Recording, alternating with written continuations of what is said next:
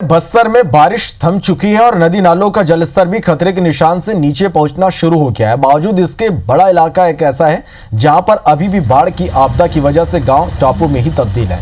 इन इलाकों तक आम दिनों में भी पहुंचना आसान नहीं होता। खासतौर पर बीजापुर के सेंड्रा गंगालूर से लगे गांव और पामेड़, इसी तरह सुकमा जिले में भी बहुत से इलाके में आवागमन अब भी बाधित है। हालांकि राष्ट्रीय राजमार्ग में देर रात पानी कम होने के बाद सुबह आवागमन बहाल हो गया और तेलंगाना तक आवाजाही भी शुरू हो गई। लेकिन जिले के अंदरूनी इलाके ऐसे हैं जहां पहुंचना अभी आसान नहीं है और यहां लोग राहत और मदद की उम्मीद कर रहे हैं। बहुत से इलाकों से प्रशासन तक सूचनाएं अब तक नहीं पहुंची है कि वहां बाढ़ ने कितनी तबाही मचाई है।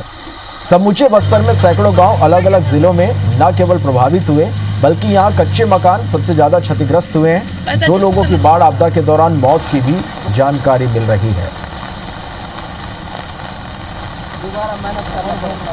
चलिए, तो लगातार बारिश के बाद यहाँ हालात बिगड़े हैं। किस तरह की स्थिति है जानने के लिए जगदलपुर का रुख करेंगे। हमारे सहयोगी नरेश मिश्रा हमारे साथ सीधे जुड़े हैं। नरेश, बारिश थम चुकी है लेकिन तस्वीरें हम देख पा रहे हैं कि यहाँ पर बारिश के बाद जो स्थितियां हैं वो बिगड़ी है। कौन कौन से ऐसे इलाके हैं जो ज्यादा प्रभावित हुए हैं? किस तरह की स्थिति बनी हुई है यहाँ पर?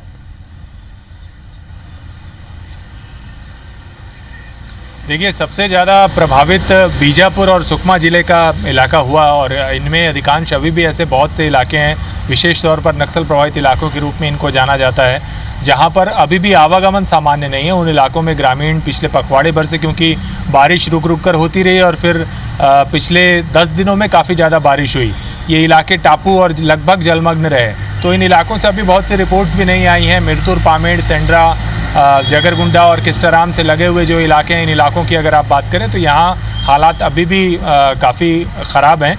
इन इलाकों में मदद भी सही तरीके से नहीं पहुँचती है। देखिए, बस्तर में होता है कि बाढ़ मुख्य रूप से राष्ट्रीय राजमार्गों को जब बाधित करती है तो इसके आसपास या राष्ट्रीय राजमार्ग से लगे हुए जो ब्लॉक के हिस्से हैं वहाँ तक तो मदद पहुँचती है, लेकिन कई ऐसे इलाके हैं जहाँ पर ग्रामीणों की सूचनाएँ तक नहीं पहुँच पाती क्योंकि नेटवर्क और दूसरी सुविधाएँ नहीं होती, लेकिन बाढ़ग्रस्त ये इलाके भी होते हैं। तो इन इलाकों में क्या स्थितियां हैं ये अभी पूरी तरह से अपडेट नहीं आया है, लेकिन जो अगर पूरे बस्तर में देखें आप कांकेर ज़िले को छोड़ करके तो करीब करीब 300 से अधिक मकान ढहे हैं।